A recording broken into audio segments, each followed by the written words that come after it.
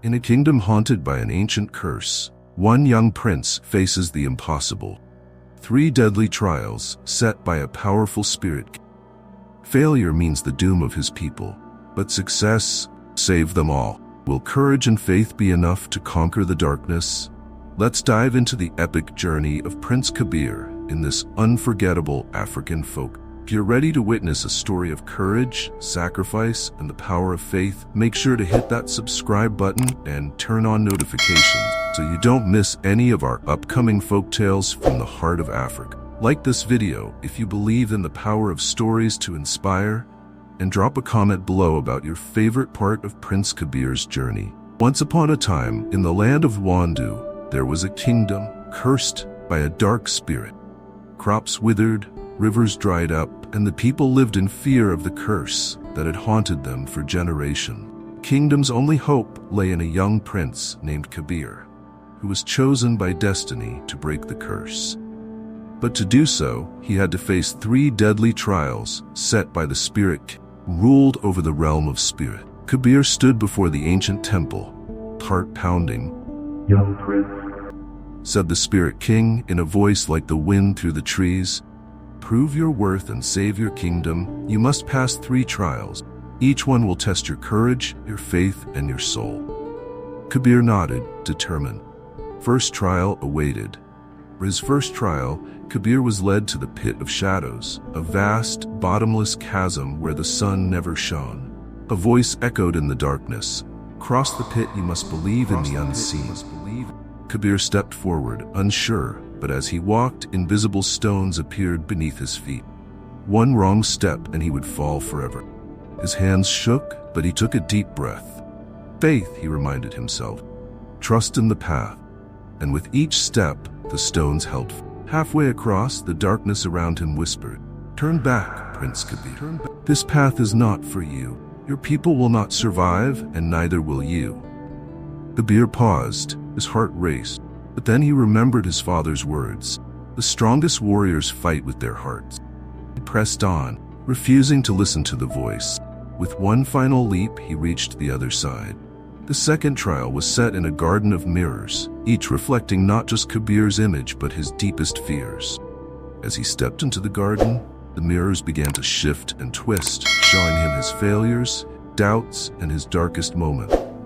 "You are weak," one reflection sneered. "You will never be king," said another. Kabir stared into the mirror, his reflection's eyes glowing red with malice. For a moment, the prince doubted. Was he truly worthy of saving his kingdom? But then he remembered the people depending on him, his family, and his friends. "I am not perfect," he said, "but I will fight for them." The mirror cracked and shattered, and the garden dissolved into mist. For the final trial, Kabir had to cross the river of lost souls, a treacherous current where the spirits of the dead drifted, crying for salvation. The boat he was given seemed flimsy, but Kabir climbed aboard, gripping the oar tightly. "Do not look into the water," warned the Spirit King's voice, "for the souls will try to take you with them." As Kabir paddled, the water began to churn, and from the depths, the faces of the lost souls rose. They whispered his name, begging for help, reaching out with ghostly hands. One voice sounded like his mother's, another like his best friend's. Kabir's hands trembled, and he almost leaned over to pull them from the water. Just as he was about to give in, Kabir closed his eyes, gripped the oar tighter. "I will save my kingdom, and then I will return for you all. Promise." With that, the river calmed, and he paddled to the far shore. Kabir stood on the shore, drenched and exhausted, but he had passed all 3 trials. Spirit King appeared before him, his towering figure shimmering with an ethereal light. "You have proven your courage and your faith, Prince Kabir. You are worthy of the throne, and your kingdom is free." When Kabir returned to Wandu, the curse was lifted. Crops flourished once more, and the rivers flowed with fresh water. People cheered as Kabir walked through the streets, but the young prince remained humble. He had learned that being a king wasn't about power, it was about courage, faith, and love for his people. With the curse broken, Kabir was crowned king, and under his rule, Kingdom of Wandu flourished, but the young king never forgot the lessons of the trials, and he ruled with wisdom, passion, and courage. Though the curse was broken, Kabir felt the weight of unseen forces still lurking in Wandu. Strange occurrences plagued the kingdom, shadows that moved without bodies, voices heard but unseen. "Perhaps it is nothing," said his advisor Makambe with a shrug. Kabir knew better. The Spirit King's trials had ended, but his true test as king had just begun. One day, a stranger arrived in Wandu, wrapped in a cloak of shimmering leaves. "I am Udu, keeper of the old ways. Dad, you may have passed the Spirit King's trials, but darkness is rising, young king. You are not done." Kabir looked into the old man's eyes, and for a moment, he saw stars swirling in them, like the night sky. Udu revealed a new prophecy to Kabir. "To secure your throne, you must find the 6 stones of Zimba, each hidden in a different realm. These stones hold the power to protect your kingdom. But beware, for they are guarded by beings far more dangerous than any trial you have faced." Kabir, never one to shy away from a challenge, nodded. "Tell me where to start."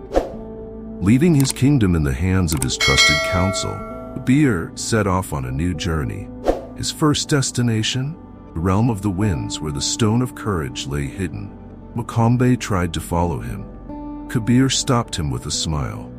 "You're more useful managing things back home. Plus, I've got to do this on my own."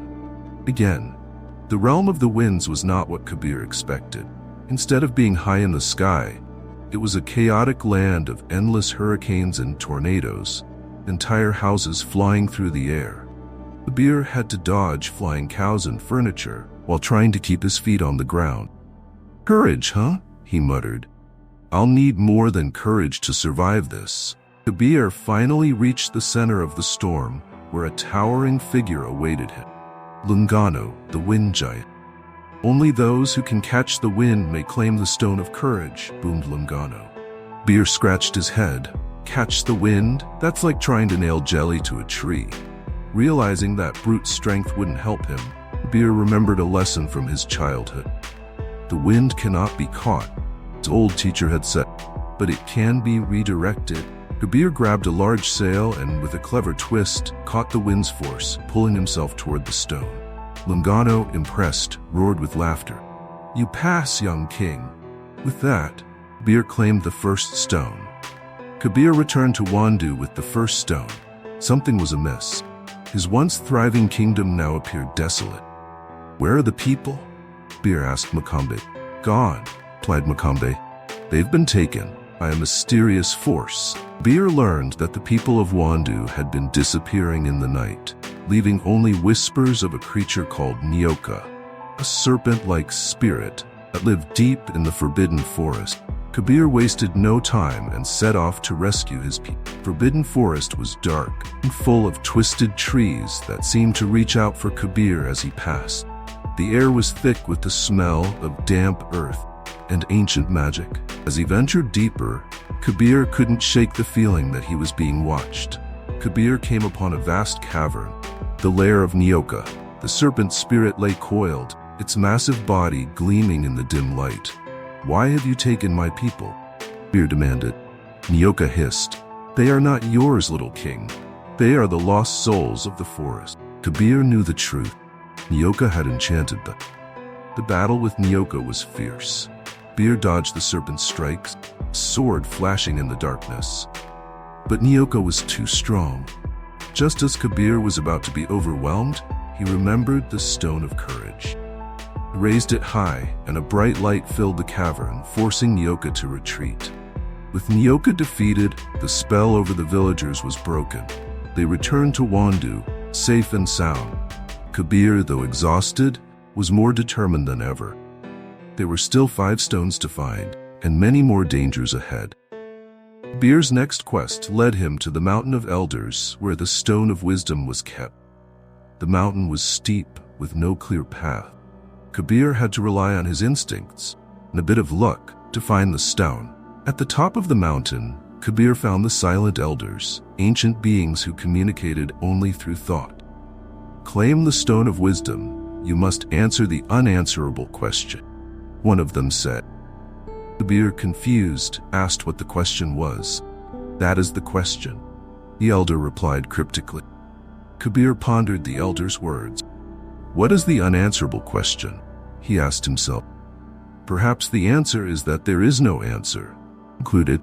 With that realization, the elder smiled, and the stone of wisdom appeared before him. On his way back, Kabir encountered a mischievous spirit named Muki, who tried to trick him out of the stone of wisdom. "Let me hold it for you," Muki grinned. "Promise to keep it safe." Kabir laughed.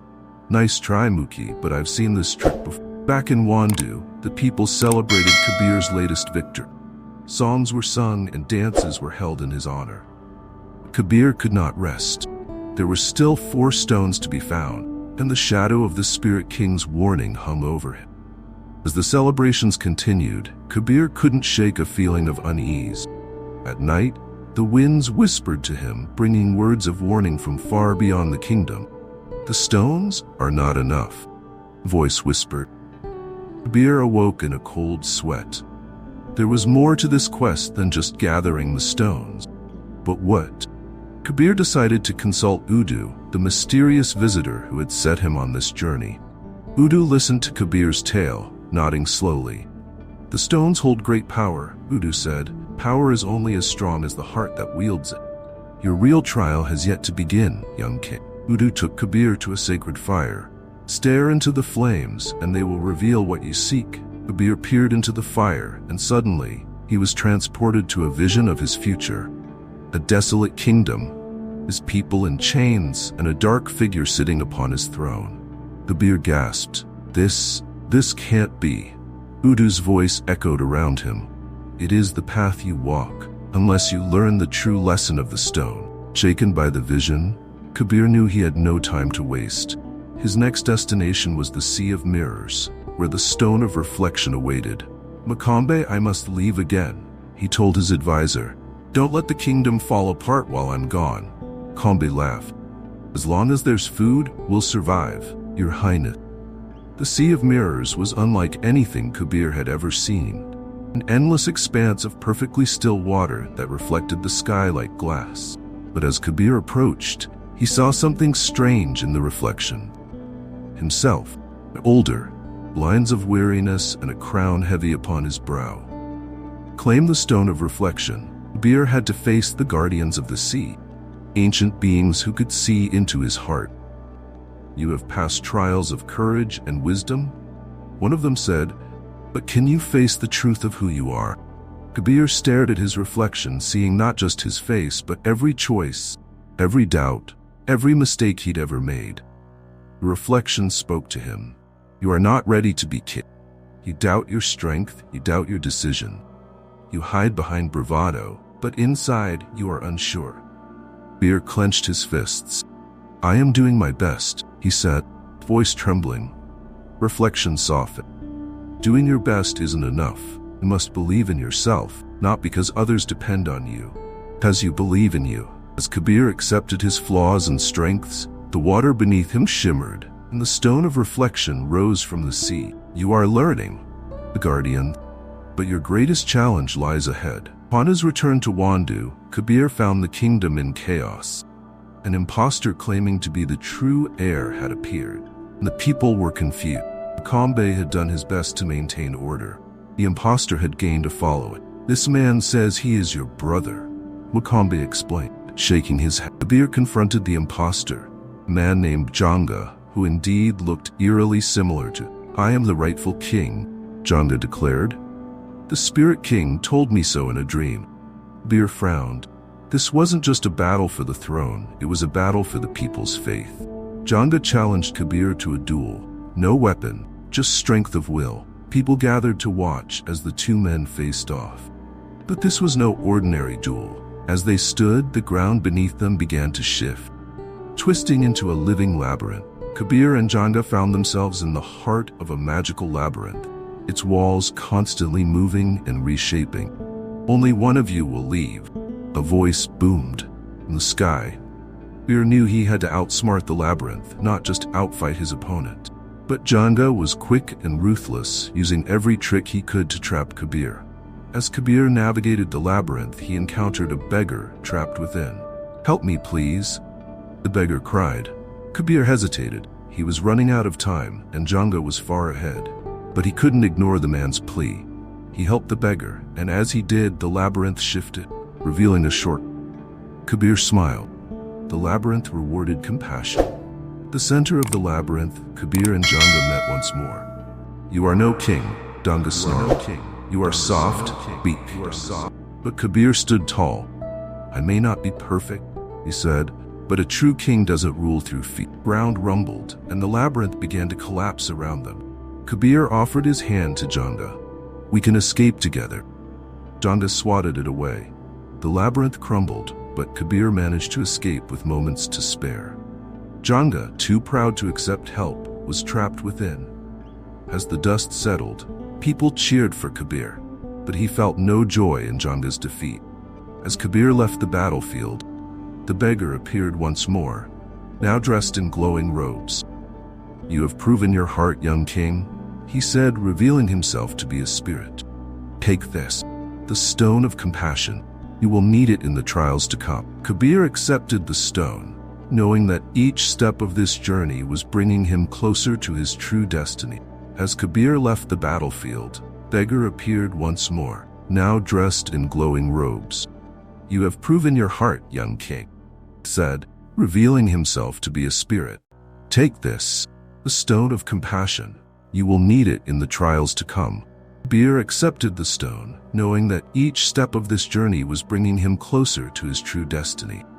The next stone led Kabir to the Valley of Ashes, where the stone of sacrifice lay buried beneath the ruins of a once great civilization. The valley was haunted by the spirits of those who had given everything to protect their land, only to be forgotten by history. In the valley, Kabir was greeted by the ghosts of warriors long dead. "We fought for our people," one ghost said bitterly, "and yet they remember us not." Kabir felt a pang of guilt, knowing that his own people too might one day forget him. "How can I honor your sacrifice?" he asked. The ghost told Kabir that to claim the stone of sacrifice he must leave behind something precious, his crown, his sword, or his pride. Kabir thought long and hard, knowing that each choice would come with its own cost. In the end, Kabir chose to leave behind his crown, symbolizing his willingness to put his people above his own power. As he laid the crown on the ground, the spirits bowed in respect. The stone of sacrifice appeared in his hand. As Kabir returned to Wandu, he was greeted by terrible news. A dark army, led by a warlord known only as the Shadow King, crossed into Wandu's borders. The Shadow King was said to be invincible, his power drawn from an ancient, malevolent force. The kingdom of Wandu braced for war. Kabir's council urged him to take up arms and lead the charge against the invaders. But Kabir knew that brute strength alone wouldn't win this fight. There is still one more stone to find. Quietly, and it may be our only hope. The last stone, the Stone of Unity, was said to be hidden in the deepest caverns beneath the earth. Guarded by creatures older than time, Kabir gathered a small band of his most trusted companions and set off for the cavern. The journey into the caverns was treacherous, with narrow paths and sudden drops into darkness. As they descended deeper, strange creatures watched from the shadows, silent but ever present. Kabir's companions grew uneasy. Kabir remained focused. He could feel the weight of destiny pulling him forward. Kabir and his companions continued their descent into the caverns of Unity, where the final stone of Unity is hidden. Along the way, they faced deadly challenges from ancient creatures who test their loyalty to one another. Kabir realizes that this trial is not just about physical strength, but about the bond he shares with his people. At the heart of the cavern, Kabir encounters the Guardian of Unity, a multi-headed beast representing different facets of the human soul: fear, anger, love, and hope. Each of his companions faces their inner demons, while Kabir is forced to confront the doubt he has carried since becoming king. Together, they pass the trial, and Kabir claims the Stone of Unity, completing the set.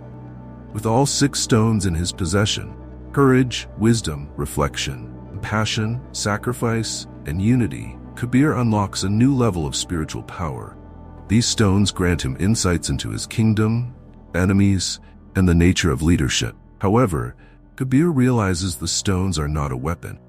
They are a guide to becoming a true king. Kabir returns to find his kingdom under siege by the Shadow King's army. Despite being outnumbered, Kabir's people remain strong, inspired by the king's journey. He shares the wisdom of the stones with his council, preparing them for the battle to come. Shadow King, a powerful sorcerer whose strength comes from manipulating fear, leads the charge against Kabir's forces.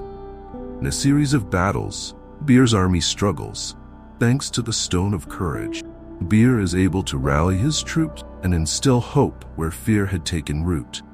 Kabir eventually faces the Shadow King in single combat. The Shadow King taunts him, revealing that he was once a failed ruler who succumbed to greed and despair. Dark mirror of what Kabir could become. Kabir, armed with the wisdom of the stones, defeats the Shadow King, not through violence but by offering him a chance at redemption, using the Stone of Compassion. In a surprising twist, the Shadow King accepts Kabir's offer and relinquishes his power. His dark army dissolves and peace begins to return to Wandu. People celebrate Kabir's victory, but he knows his journey is not over. Just as peace seems to settle, the Spirit King appears once more, warning Kabir of a new, more insidious danger: the spirit of greed and corruption that exists within his own court. Several of Kabir's trusted advisors have secretly been plotting against him, hoping to overthrow him and claim the kingdom's newfound prosperity for themselves. Kabir uncovers a plot led by one of his closest allies, Makambe, who has been manipulated by promises of wealth and power. Kabir is heartbroken, but knows he must face this threat with the same wisdom and courage he's shown before. This inner battle is much harder for Kabir, as it involves people he loves and trusts. In a climactic council meeting, Kabir confronts the traitors. Using the power of the stones of unity and reflection, Kabir exposes their greed and the consequences of their action. Some of the conspirators repent, but Makambe refuses to admit his guilt, leading to his exile. With peace restored once more, the Spirit King returns to deliver Kabir's final test. Not of his strength or wisdom, but of his heart. The Spirit King reveals that Kabir's true worthiness is determined not by his victories in battle or the stones he has gathered, but by his willingness to relinquish power for the greater good. Kabir is given a choice. He can keep the stones and rule as the most powerful king Wandu has ever known, or he can return the stones to the Spirit King and rule with humility, trusting in his people rather than magic. After deep contemplation, Kabir chooses to return the stones, showing that he values his people's strength and unity more than any supernatural power. Impressed by Kabir's wisdom and humility, the Spirit King grants him one final gift: the knowledge that Wandu will prosper as long as Kabir continues to rule with love, faith, and compassion. The stones are taken back, but their lessons remain with Kabir forever. Kabir stands on the balcony of his palace, looking out at a kingdom that has been through war, betrayal, and trial. He reflects on his journey, from the uncertain prince who faced the Spirit King's trials to the wise ruler who now leads with a heart full of courage and faith. His people have flourished under his reign, and the land has healed. Kabir turns to his wife and children, knowing that the future of Wandu is secure, not because of the stones or any magical power, but because of the unity and trust they have built together. Trials never end, muses with a smile, but neither does the courage to face them. As the sun sets on the kingdom, Kabir's heart is at peace. He has proven his worth, not just as a king, but as a man of faith, love, and unyielding spirit. Thank you for joining us on this legendary adventure with Prince Kabir. Remember, even the smallest acts of courage can change the course of history. If you enjoyed this tale, be sure to check out our other African folk tales that are packed with wisdom, magic, and unforgettable lessons. Until next time, stay brave, stay curious, and never stop believing in the power of stories. See you in our next video.